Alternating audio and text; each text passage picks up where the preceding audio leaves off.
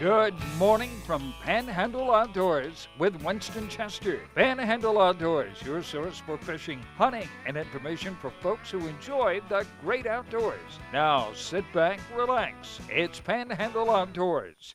Good morning. Welcome to Panhandle Outdoors on this Tuesday morning, June the 7th. I'm Bill Allen sitting in for Winston Chester, who is already enjoying his retirement. I think he's been offshore 2 or 3 times during snapper season, and he's been down at his place on the river, so you should have some pretty good video coming up from that. So let's get to the weather. So one thing I know for sure, it's going to be a little drier today than it was yesterday. So when you're out there running around, be careful. There's still a lot of water standing, and you just got to pay attention.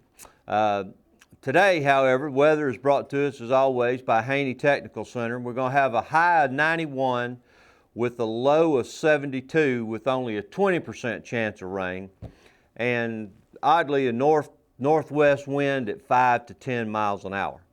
And we look over at our tide charts brought to us by Kent Forest Lawn. The high today is going to be 11:39 a.m. with a low at 10:41 p.m. So it's pretty good condition, but you can be assured that that water in the bay is going to be a little cloudy, so you're going to have to deal with that.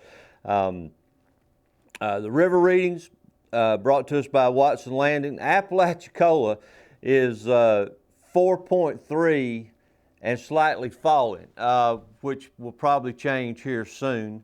The Choctawhatchee at Caryville is 5.5 feet, and you can bet that it is rising from there. I was down at the river this past weekend, and it was great. And we reported earlier in the year it was at 23 feet, and now it's at 4. But be careful running around when you're down there. It's fabulous fishing. Everybody's doing well. There's a lot of stuff sticking up and a lot of logs that haven't been an issue for a very long time, so it's pretty low down there.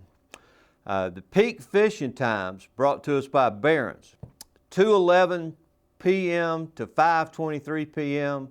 and then 1:37 a.m. to 4:53 a.m.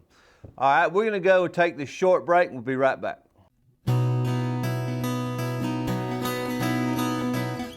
Hey, and welcome back. We got a great show lined up for you. We got a special guest coming on in the next segment, but right now, Jeff has put together for me a little short video with some still pictures in it from my recent trip up into western North Carolina with my family, my brother-in-laws and sons and their sons. And this time we had like 10 people up there and camped for 5 days and trout fished, fly fished, and just had a fabulous time. That's, I know we've seen some video of it before when Winston came, and now that he's retired, he's planning on making a regular trip. We go in the spring, usually about April or May, and in the fall around October, and it's just absolutely gorgeous up there. The North Carolina Fish and Game has done an absolute fantastic job in maintaining the fisheries in that area. Some of it's hatchery supported that they put in every year, but a couple of years ago they started a program with the delayed harvest area, which means there's certain sections of this creek, was Big Snowbird Creek, that are closed. You can fish it, but it's artificial single hook only, so basically it's flies. And but you can't take anything out there, and it's closed until, well, actually today. So it's going to be a lot of people up there. But when we get the family together like that, like I said, up there twice a year, we fish the lower areas and decide how many fish we need to eat and keep that amount. And then after that, it's all catch and release. But they're starting to breed a lot bigger trout up there. It's a blast, and I hope you enjoy this short little film, and then we'll be right back with our special guest.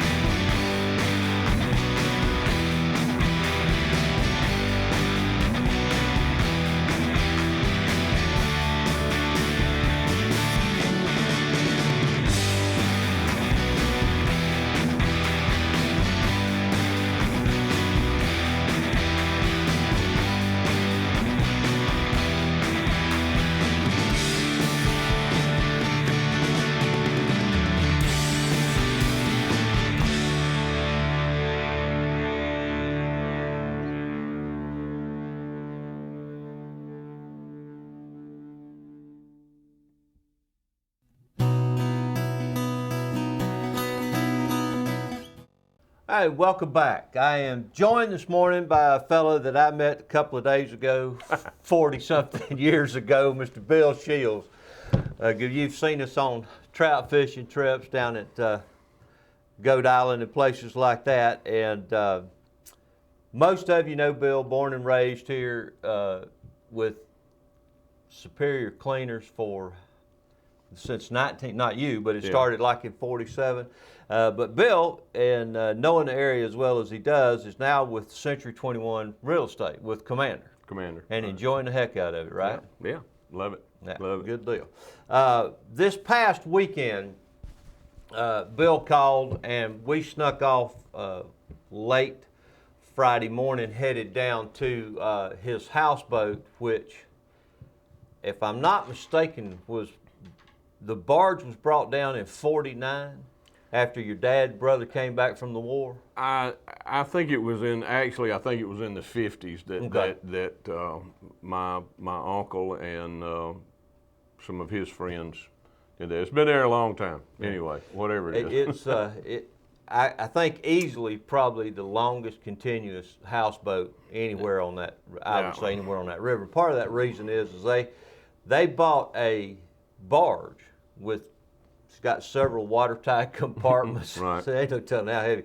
Pulled it down there with 2 Carter Crafts and 20 horsepower motors. Is that what it was? That's about right. But and it's evolved over the years. But we have spent many times down there, whether it's squirrel hunting or fishing, and eat a lot of fish have been eaten around that boat, cleaned around that boat. Yeah. But we left on Friday afternoon, and I need to say something about this. We stopped in Weewall just short of the traffic light, and we had my boat, the one I just finished completely rebuilding, the first time we've been fishing with it. And we pulled up across the street there from the little store on the left that used to be a junior store, and ran in there to get crickets and earthworms, and we're not in there, 5 minutes? Not long. Probably couldn't have been 5 or 10 minutes. I doubt it was 10 minutes. Came back out, went over to the boat, and Bill goes, well, where's the pedestal seat in the back? And I thought, Bill being Bill and how long we've been doing this, he put it in the back of my truck or he hid it somewhere. But there are obviously some master criminals in the Weewall area, and they may not be from Weewall, they may have been driving by, but in the short period of time we went in there, they stole the seat, which later we found out, I threw the other one away, they were so bad. I bought cheap seats, don't do that. And an empty 5-gallon gas can for spare gas. Left tackle boxes, reels and rods. Fly rods. Everything else. 3 or 4 fly rods back there. A $20 seat and a $5 gas can.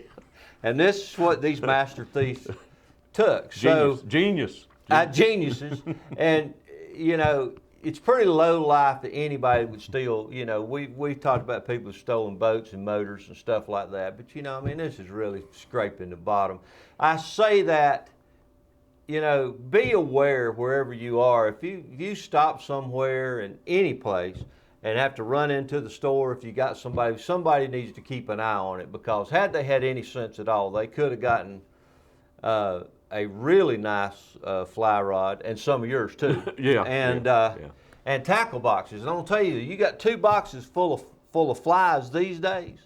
You know, that's hundreds of dollars worth of flies in there. But it didn't dampen things. We actually got down there it was one in the back, and Bill wound up sitting on the ice chest or on the thing back there, and it wasn't that big a deal. But to me, it wasn't that big a deal. I was fairly comfortable till that other one broke, and we threw it away. But just, you know, be mindful of your stuff. It's a shame that you have to say something like that, you know, in this day and time. But, you know, leave a lookout or, you know, park where you can see it, because there are just some lowlifes out there. That's about all you can say about it. So, but anyway, Bill's houseboat is right outside of Howard's Creek. We went to the lower landing down there and eased around and went fishing. But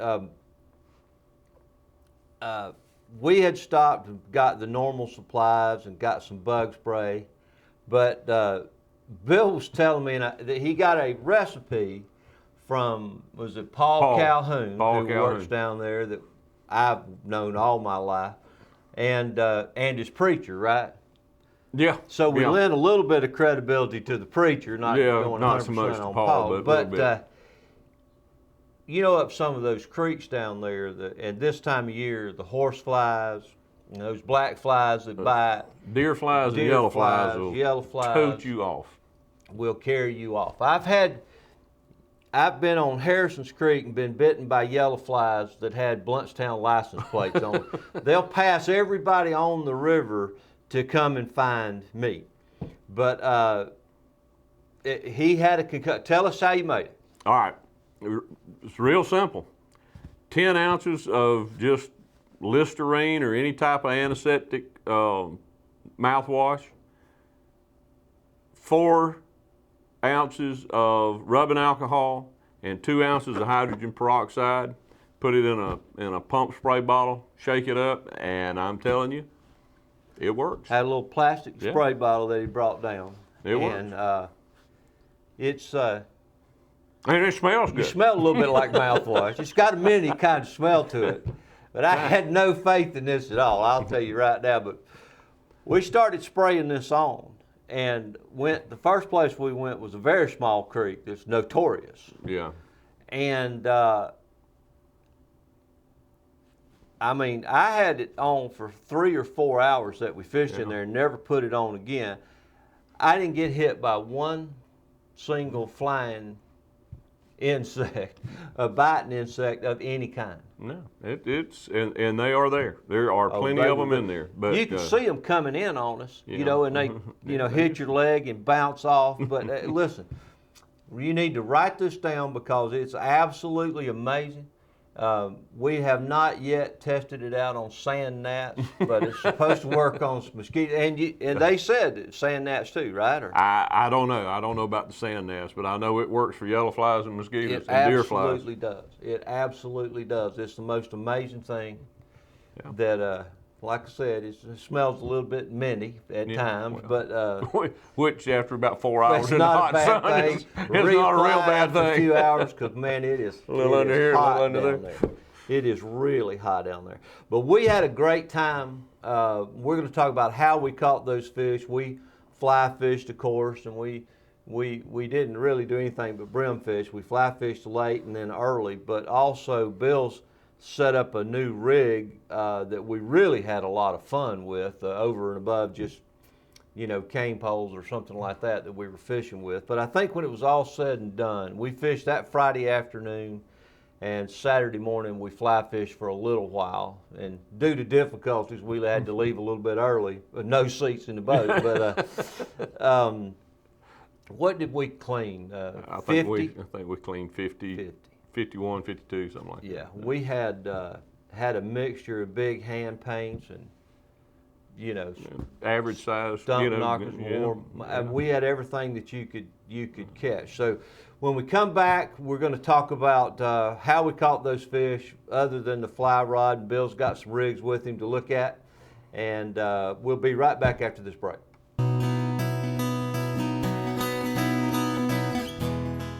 Hey, and welcome back. All right, so Bill, I'm gonna let you take it over from here.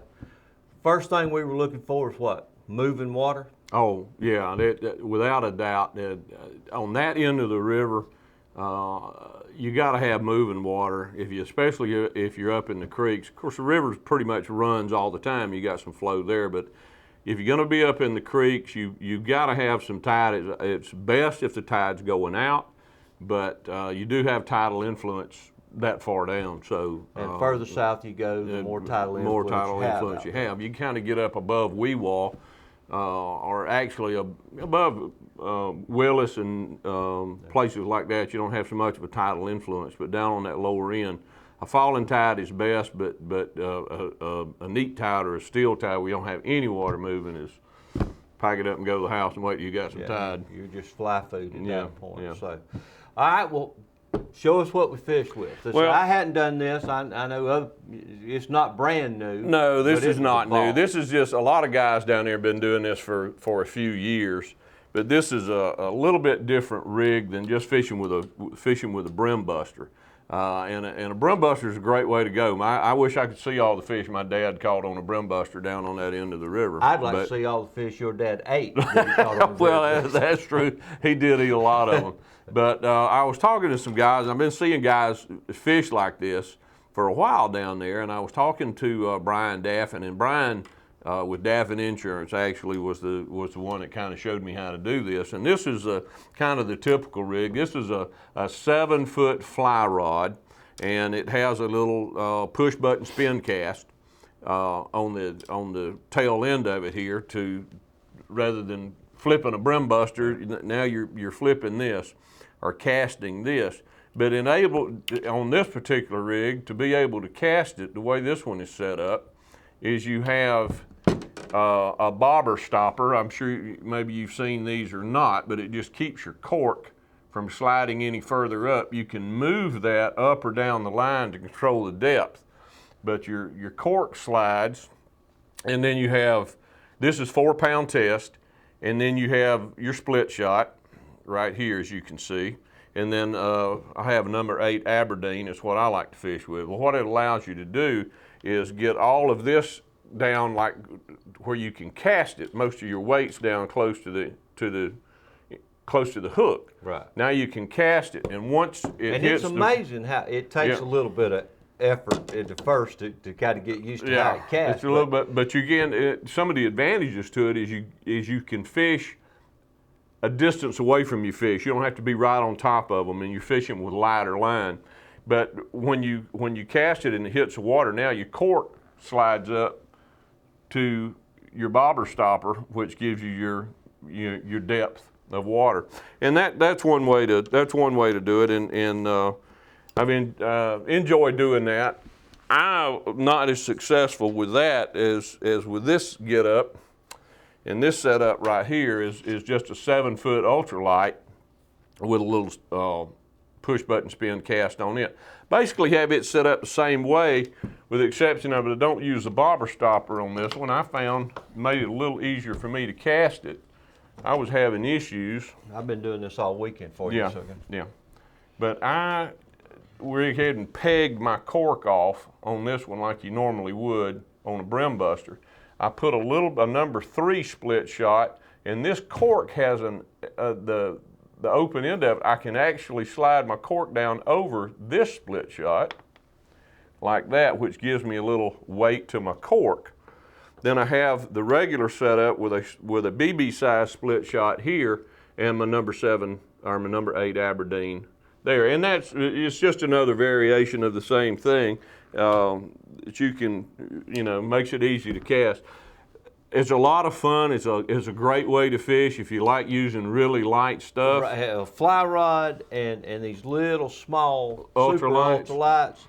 When you get one of those decent sized hand paints on there, or anything decent size, it's a blast. Well, it really is. Take a drag. Yeah, that's the great part about it. There's the advantages to fishing with it. Is number one, my dad, when he used to fish with brim busters, he used to use dadgum, a stiff brim buster and look like winch cord the line that was on it was so thick. And the reason he liked to do that is because he could jerk that Aberdeen hook, straighten it out without busting the line if a fish had swallowed the hook.